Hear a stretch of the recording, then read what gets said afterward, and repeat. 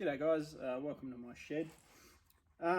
So I guess just a quick thing of what these videos actually are. So I am partway through restoring a 33 Scott Bonnar that I was given by my uncle. So partway through that resto process, a few people have asked if I can do a video on putting them back together or doing the restoration process on one. So that's sort of where these videos of ideas come from. So this is probably going to be a couple of parts. So this first part's probably primarily just going to be a bit of background and paint preparation, and then as we go along I'll try to document as I rebuild this particular mower, and also while I'm putting it back together hopefully be able to give some tips on actually disassembly.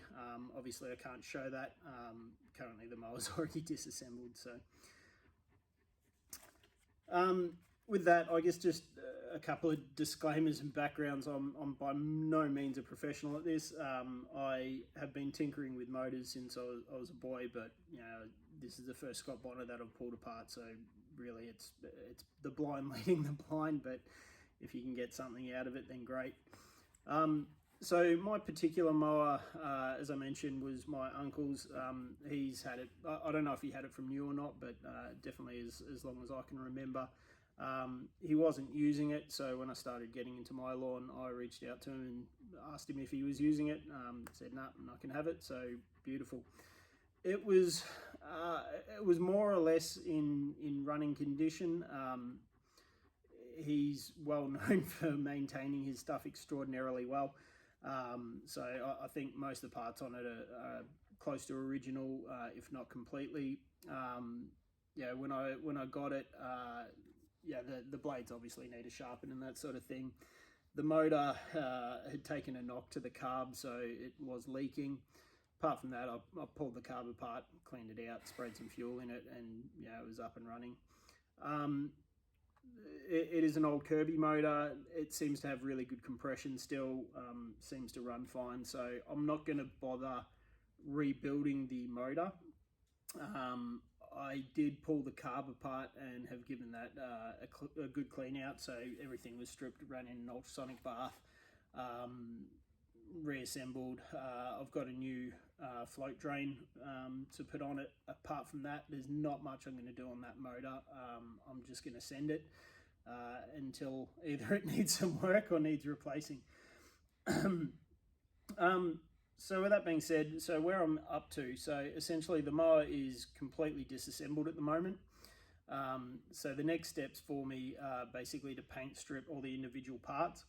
From there, we'll go into a reassembly process. So essentially I'm going to be replacing all the bearings, the belts, the chains, the front roller. I've got new sticker kits for it. There's probably some other stuff that I've missed, but you know, giving it essentially a full refresh. So as I mentioned, not really a professional at any of this. Paint is probably the one area where I do have a bit of knowledge. So I'm a spray painter by trade in a previous life, been out of the industry a long time though. So essentially the next steps are going to be the paint removal.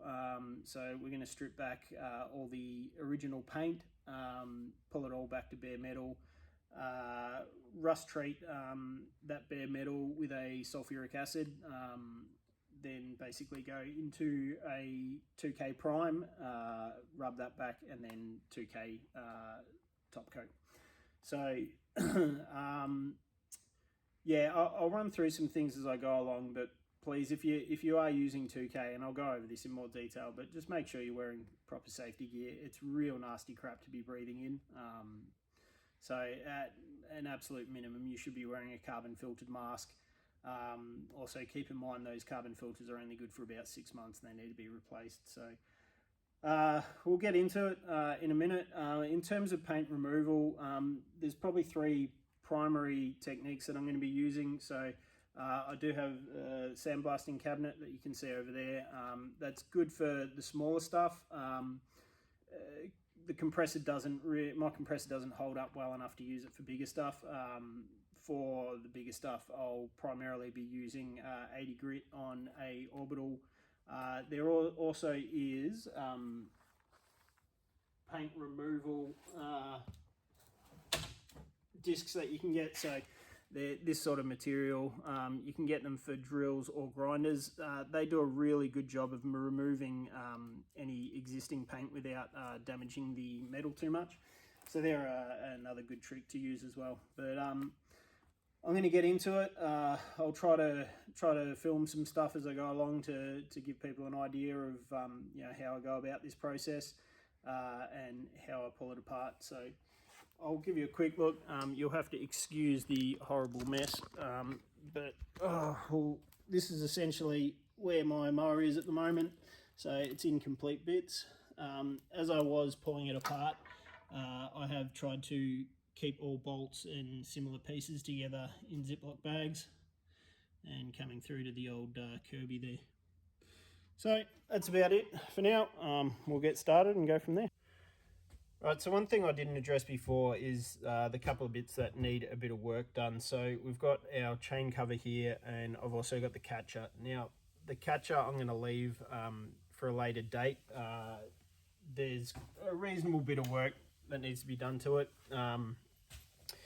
And essentially it won't, I want to get it blasted on the inside. It's not something I can fit in my sandblaster. So I've got this, this corner was pretty mangled. We've got a bit of dents over here. We've also got a crack underneath, which I'm going to try something with a bit later, which I'll talk about. But for now, one trick I'll just show is when we've got decals. So obviously this decal is going to come off. I've got a new one to replace it. But what we're going to do is make a template. So when we go to put the sticker on, we know where to put it. So I'm first just going to basically use some masking tape, get down to our edges. And what we're going to do is use the masking tape to make a template of where this sticker exactly needs to go. So we'll make this a few layers thick, and then essentially we're going to be able to pull this off and use this as a template when we've got our new decal to put it back in the right spot. So we'll go essentially along like this. We might just rip that corner off a bit.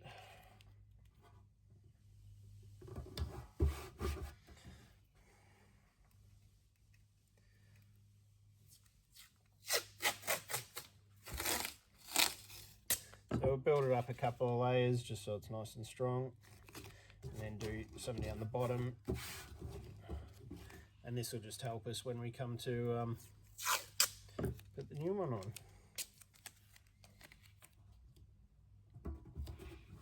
So I'll just pause the video and I'll get this finished. Alright, so now I've got a good 3 layers of tape everywhere that I want. So we've got these two sides basically as reference for it center to center, and I've brought the tape down to the back there. So we've got the bottom up. So we'll just write on here, chain cover, and hopefully this will peel off relatively nicely.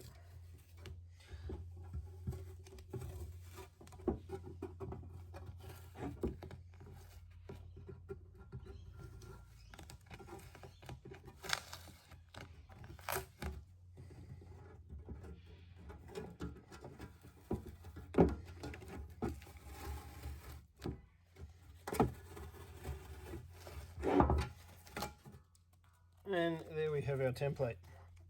So now when we come to putting it back on, it's going to be a bit of a pain. I'll probably have to take the sort of stickiness out of it just to make sure I get it right side to side, but that's going to give us a good template for where that sticker's got to go.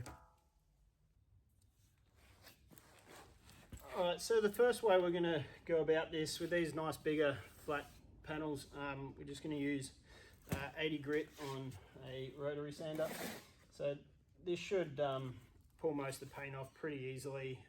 We'll go over that with some 180 just to smooth it off before we prime. We may put it in the sandblaster just to get some of these sort of little tighter areas and the bolt holes, but we'll see if we can get the bulk of it off first. So see how we go here.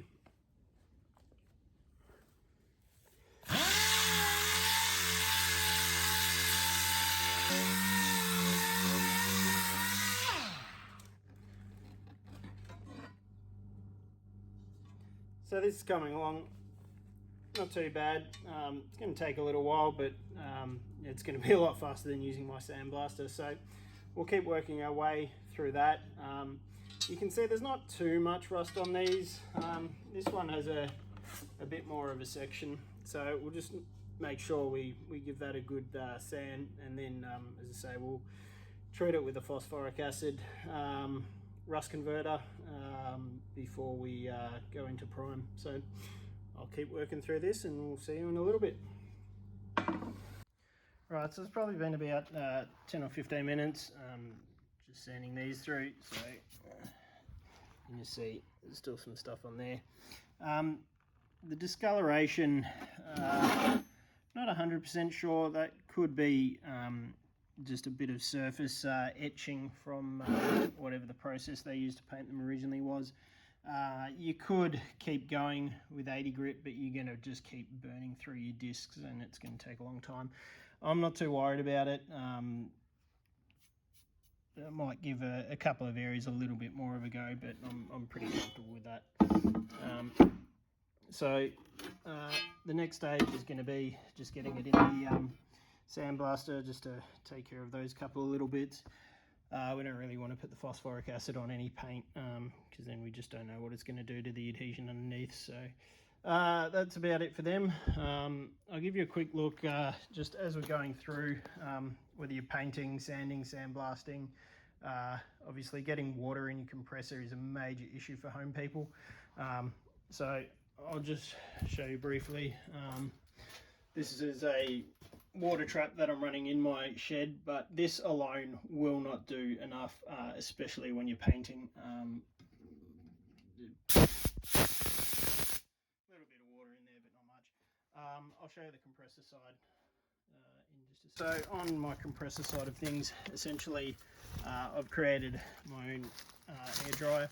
So this basically runs through a four-wheel drive aircon evaporator condenser, one of the two, can never remember. So basically I'm coming out of the motor through here, so it runs through there, out into this initial tank, and then it basically runs out of that tank into the main tank, and then up a copper loop there, which just, once again, what you're trying to do is cool the air down as much as possible, which helps the water separate out. So what I generally find here is I'll have 90% of water will be in this tank,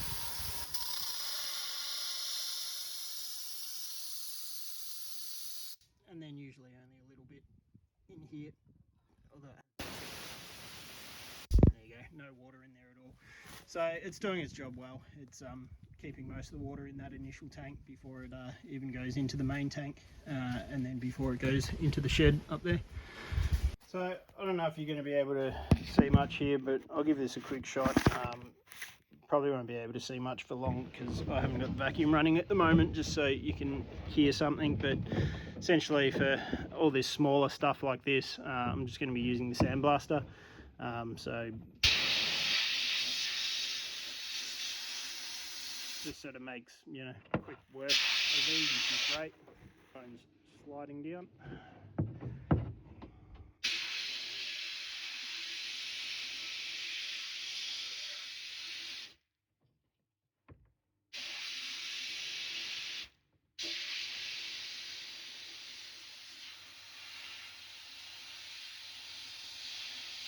So this is the approach that I'm going to be taking with any of this sort of smaller stuff.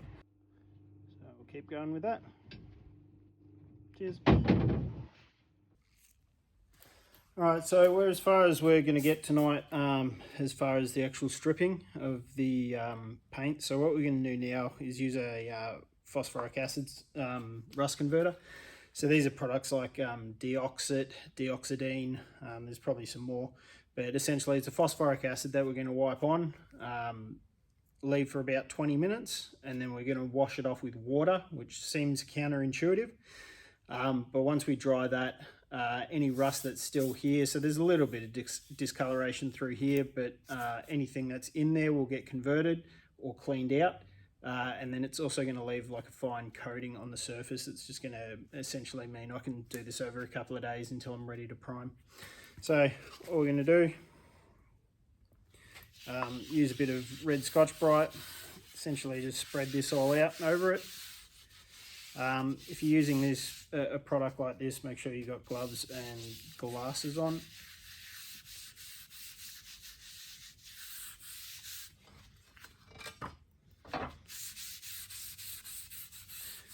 And then we're just going to spread it out with our bit of Scotch-Brite. If you do have any areas that you can see that are rusty, you can give it a bit of a scrub. If it's light, this will take it straight out. If not, it will convert it. And you'll see when it converts it, it sort of turns black. Alright, so we'll continue on with that, and then rinse off and dry it when it's done. Alright, so 20 minutes later, I've just wiped over these a couple of times with the dioxidine. So now what we're going to do is essentially rinse them off. So I've got two rags here. You can use one as basically a wash, one as a dry.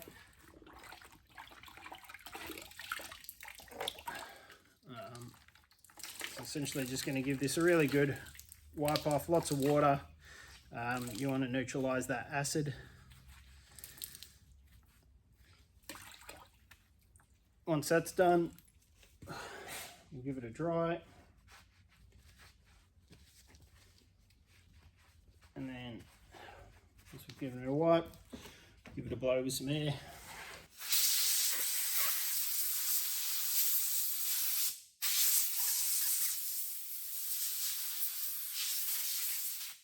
And then that's essentially now good for a couple of days. So that'll now have a slight coating on it, which will stop it from rusting at all. We will give it a real quick sand just before we go to etch prime it, and then obviously followed by our primer. So going to do that to the rest of these. That'll be me done for the night. That'll be these good for a couple of days before I'm ready to etch prime them. So we've still got a few more things to sand down and get ready first. So I'll go through, do those, and then we'll come back for etch prime and prime. Cheers, guys. All right, so we've got everything now paint stripped and coated with the deoxit. So essentially next steps is going to be that we'll just give these a light rub. With the deoxit, it's supposed to leave a coating on the metal. There's some discrepancy whether you're better off spraying straight over that or just giving it a light sand just to get any residue off. I prefer to give it a quick sand, so we're going to do that. Hang them up, get them all cleaned up, ready to go, etch, prime and prime. Then we'll basically give them a quick rub down and hit them with top coat. But that'll be for another one. Thanks, guys.